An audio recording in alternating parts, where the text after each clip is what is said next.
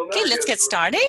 Welcome everyone to our daily Forex market analysis call in preparation for trading on June 15th, 2017.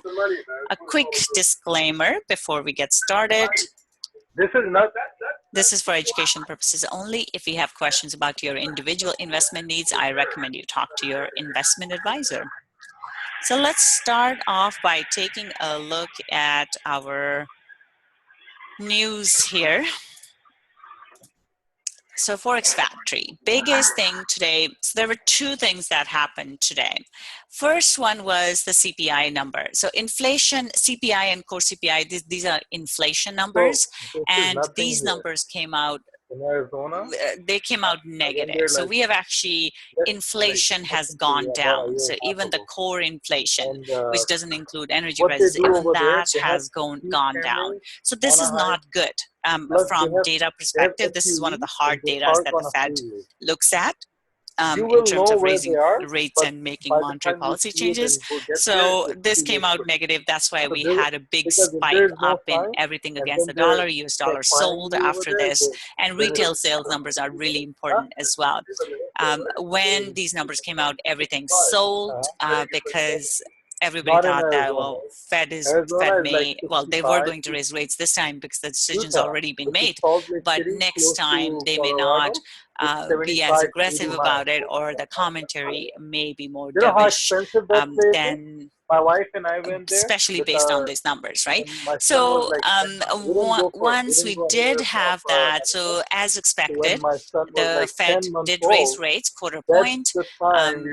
If it was 1% before, now it's 1.25. And now let's take a look at what's going on now. So what happened with the FOMC? So with the FOMC, we did say the Fed, we did see the Fed raise rates. Anytime there's an interest rate hike, that currency goes up. That's your normal fundamentals kind of thing that happens.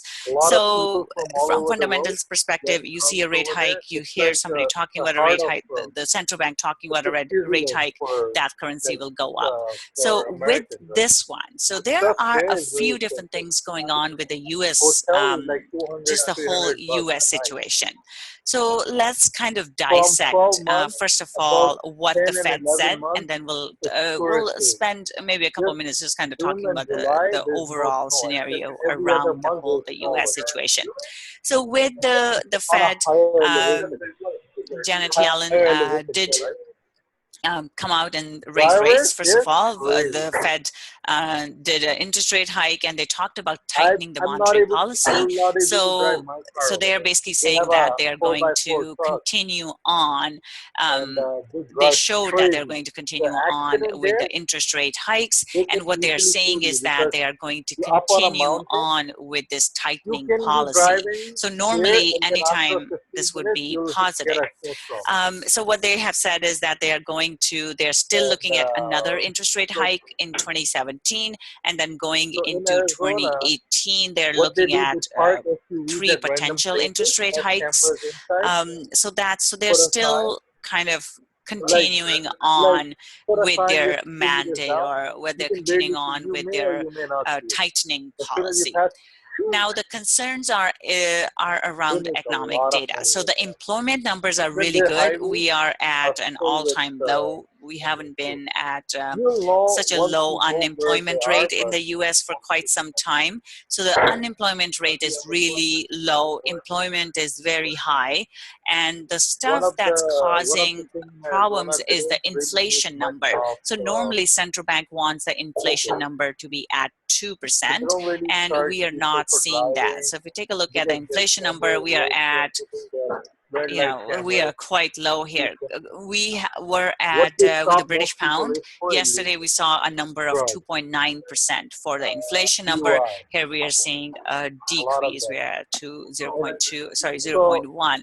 So number is actually going down. It's not going up, which is not a good thing. So what they have done is they have cut their forecast for inflation. They're saying that it's likely that the inflation won't rise as quickly as they are as they were anticipating.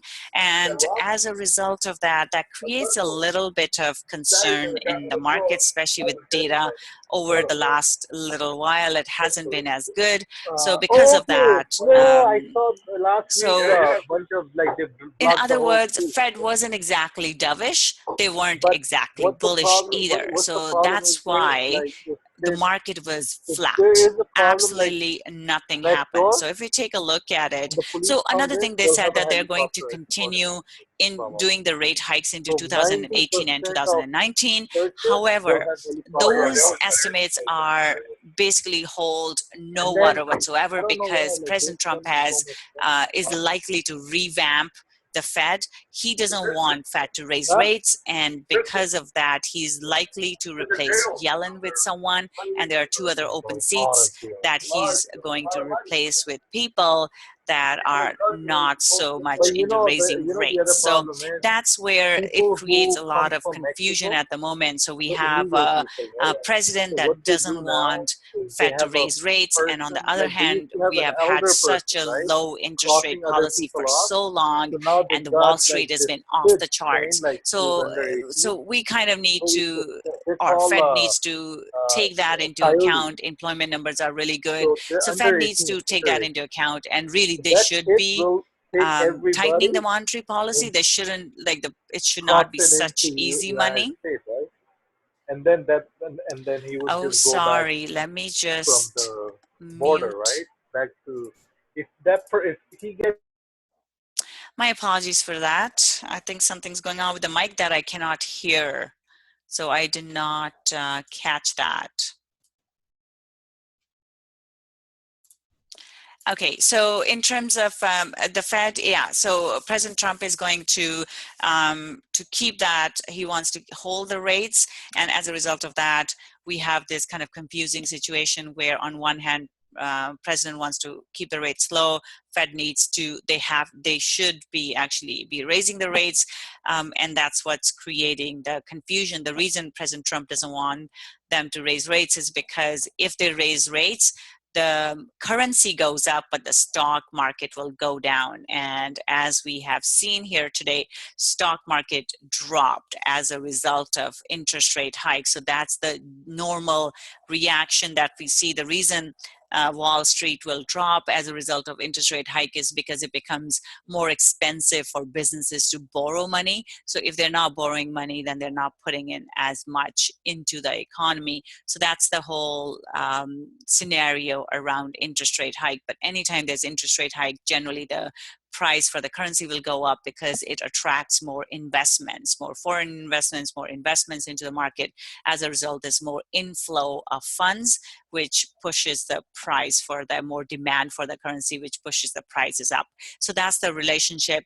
And President Trump is more, he wants to do tax reforms and things like that in order to push the economy forward. So there is a bit of a conflicting agenda between the two different parties. As a result of that, it creates a lot of confusion. And hence, we have seen a rate hike that is neither bullish nor bearish. So we were looking for a dovish rate hike, but it wasn't as dovish as everybody was expecting. The entire market was expecting the Fed to be more dovish than they were. And as a result of that, that's what happened last time as well. They raised rates, but they were dovish, so it dropped. And that was not the case this time. They were not exactly hawkish, but they were not dovish either. They're still kind of motoring on. So that's where we sit. As a result, we did not see, with the CPI going up, we saw this big push up. But now, after the Fed has raised rates, now we are back to where we started. So we're back in the range now. Looking at euro US dollar here, big pin to the upside here. It's pushing up slightly, very, very neutral at this moment. Since we have a big rejection to the upside, we're likely to see this drop further. So this 1160 area will be the first target to the downside. Let's take a look at 1 hour. As we can see, we had a big inefficiency up. big inefficient move to the downside. And now we have one inefficiency getting filled with another inefficiency, which doesn't create a lot of confidence either way. So look at this one. This is the kind of move we are seeing here. We had inefficient move, another inefficient move up, which kind of creates chop. So when we get multiple inefficient moves like that, it just opens it up to more chop, which means we could get this inefficient move filled as a result of that. So the first pullback level, so bias is to the downside on this one. So the first pullback level would be this pivot point level, which is about 1230-ish level, which is the pin right here.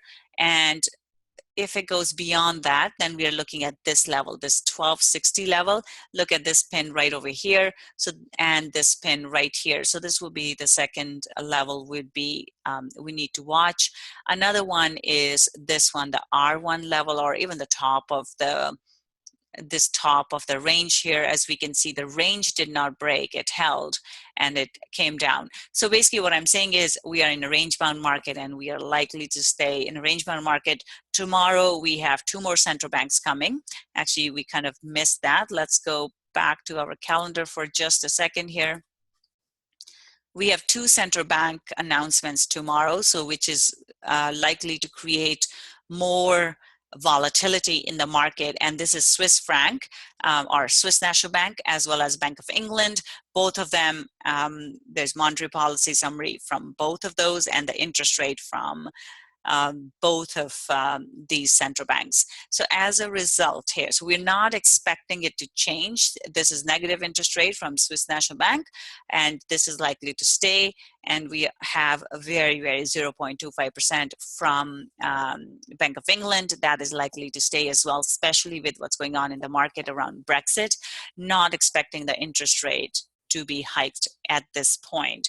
However, they did have a very, very good inflation number, and the central bank or the market will be looking at central bank to address that, see what they're going to do about it, because if the inflation gets out of control or it goes up too much, it means everything becomes very expensive, and then central bank has to step in to manage that.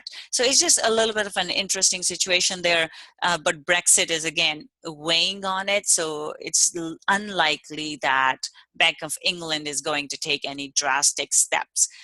But anytime there are central banks, it creates a lot of volatility. So I am expecting volatility in British pound, Swiss franc, euro going into tomorrow. So it will be after the session is done, that after the London session is done, that we are going to see much of anything. But the bias here will be to the downside, but we could see chop into tomorrow. So keep that in mind. The target to the downside here is 111.60 level or 66 level, this pin to the downside. But if for whatever reason there's volatility because of the central banks and it goes up, this will be a very good level for a potential selling opportunity. As we can see, 1, 2, 3, 4, 5 times price has tested this level and failed, which makes it a very good sell level. So if the price goes there again, chances are it will react. Okay, going into the British pound here, inefficient move up, it got filled, and now here we are, very nice pin bar. And now there is central bank coming out. So if there was no central bank announcement, this is a very good sell short setup. We have a pin bar into an important support and resistance area. Looks very good for a short at this point.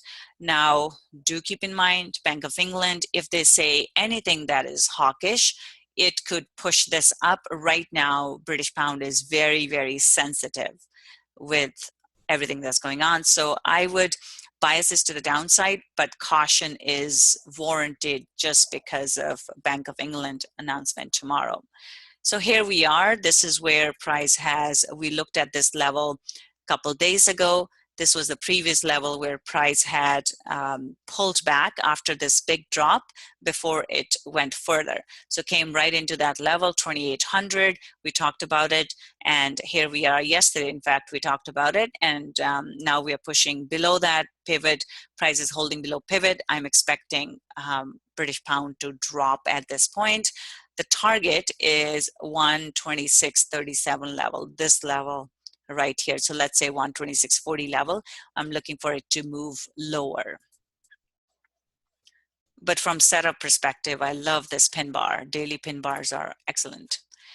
Here we have dollar CAD. So this is what I was saying, where anytime central bank even mentions tightening of monetary policy, that currency goes up. So so Canadian dollar has gone up as a result of bank, I think, mentioned it over here.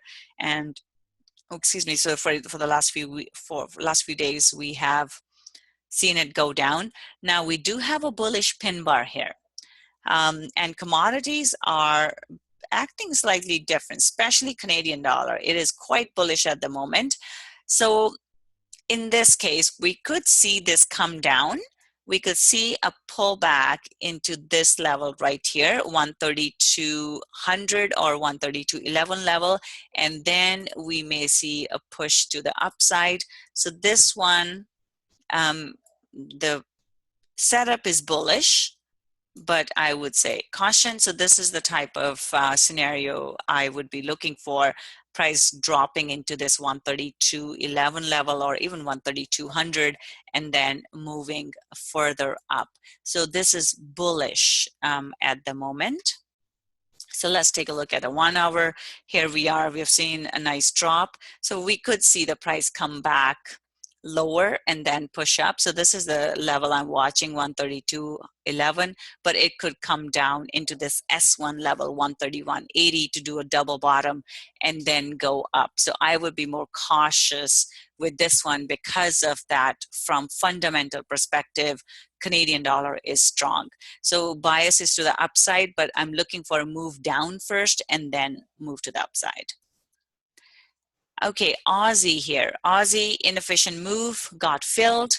This is where I was commenting that we are likely to see price pull back, but of course there is, with the Fed, it becomes difficult to trade it. But generally when we see inefficient moves like this and price doesn't break the high, we generally see price come down. So from daily perspective, we are very neutral on this. The reason we are neutral is we have a big green candle and we have a big pin bar to the upside, and commodities are not quite as bearish right now. Commodities are quite bullish. So this is what we have, this pin. We have another pin here, another pin here. It is an important support and resistance level. So in this scenario, looking for a further move to the upside, and then we may see same thing that we were looking for in dollar CAD. Again, just in the opposite direction, we may see price come back and test this level again and then drop. So I would be watching this 76.30 area in Aussie here, or we may just see a shallower pullback and then price comes back. So let's see, what else do we have? We could see a pullback just into this level right here. And then a drop or even into this level. So 75, so about 7,600 level would be a good level for a pullback, and then a drop. We'll keep it up here. But 7,600 level would be one to watch. If it stays below 7,600 level, we are likely to see it come down. So target here is S1 level, which is 75.33. So my bias would be to the downside, but be aware of a push up first and then a move to the downside. New Zealand dollar, again, we had an inefficiency that got filled. Looking at the daily here, very bullish yesterday. All the commodity currencies were very, very bullish. Here we are into these higher levels now. This one, again, we got some negative data for this. The numbers didn't come out as strong, so we have moved down. But based on just looking at the daily candle though, this is again neutral. We have large pin to the upside, which shows rejection, sellers stepping in, but then we do also have this bullish candle close. So the two together make it a neutral setup for the day. In terms of where we are, this is where we are. We are pulling back. So we have pulled back from that level. If price comes and tests this level again, this could be a potential opportunity for a short. So I would keep an eye on this 73.20 level and see if the price comes back up again to test this level. We may see sellers stepping in, which means we could see a double top type of scenario, which could be a good selling opportunity. So that's something to keep in mind. So overall neutral on the day, but looking for a potential sell at 73.20 level. EURCAD, very, very neutral close, spinning top here, nothing, basically it's a neutral close. Now this level here, 48.50 level, we were watching. If the price stays below this level, we're looking for it to move down lower, and the first target in this case would be 147.80 level, basically this level down here. And then we could get, again, we could just have price come and test this and then move back up, but the close is very neutral. That's why we're looking for a double bottom type of scenario here. This one could go either way, not a very clear signal from a daily perspective. But if it holds below this 48.50 level, we're likely to see it trickle down towards the bottom, test the bottom, and then get a reaction there. If we look at the 1 hour close, here we are, it's holding below this level. Better support and resistance level is this one right here, 4,900. So right now it's smack in the middle of this range where we have stayed for the last couple of days. At this point, I would be looking for price to come down into this 147.80 area, and that's where we'll have to see how price reacts at that. We could get a double bottom here and price could push back up, or if it breaks to the downside, then we are looking for next level, which would be right there, which is 4,700. But we are likely to see a reaction at 147.80 though, and potentially buyers stepping in. Euro Aussie price closed to the downside. We have passed this previous support and resistance level we were watching.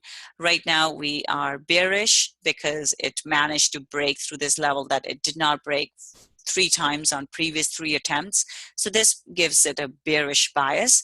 And now we're looking for next move down, which is into 14700. So these bottom pins right here. So that's the next target. From a 4-hour perspective, as you can see, it's broken this level, this previous level that it held, and it's holding below that. And here's our 1 hour. Oh, we don't have pivot points on this, but as you can see, it's staying below this previous support and resistance area. And if it holds, we're looking for further move to the downside into 14700 level. Let's take a quick look at the yen crosses here. This is our dollar CAD, came down into the bottom, did not stay below. And we basically, the daily close is very neutral again. We have a bearish candle close, but a large pin to the downside, which is approximately the same size as our candle. As a result, it is very, very neutral. Looking at the 4-hour, we are just kind of going sideways. There's this inefficiency that looks like it's getting filled at the moment. Here's our 1 hour. So we haven't filled this inefficiency, and looks like it's making higher lows, excuse me. So target here is R1, which is 110.32 area. So I'm looking for this inefficiency to get filled first, and then we will find a direction. But right now, very, very neutral close for the day. Euro yen, this is more bearish. than dollar yen, but we are into this previous support, which has proven to be an important support level because price has reacted at this level twice and third time now. So this one is pushing higher just because it's an important level, 122.58. And if you take a look at our 1 hour, here we are. We could see it go back. So this one is very, very range bound. We've been in this range for 1, 2, 3, 4, 5, 6, 7, 8. So 7 days, and today this is the 8th day that it's kind of looks like it's staying in the range still. So again, we'll have to watch 122.50 area, but if it goes into this 123.80, that is a sell level. So that would be a short, potential short level right into 123.80. Now we do have the central banks, so do keep that in mind because yen and Swiss franc, they're both safe haven currencies and they will get impacted, especially if it's a Swiss franc, Swiss National Bank that's coming, that has the monetary policy. So this would basically, yen has a potential of moving based on the central bank announcements tomorrow. So that's where we are. All the yen crosses are sideways. As you can see, this is pound yen. It's also sideways. There's really no direction. It's range bound at the moment. So all yen crosses are range bound. This looks like it could, it may go push back up, but then drop. So again, just looking to trade the range in this. Right now it's in the middle, so not a good place to take a trade. So that's all for now. Any questions or anything else that we need to cover? Okay, if not, we will call it a wrap.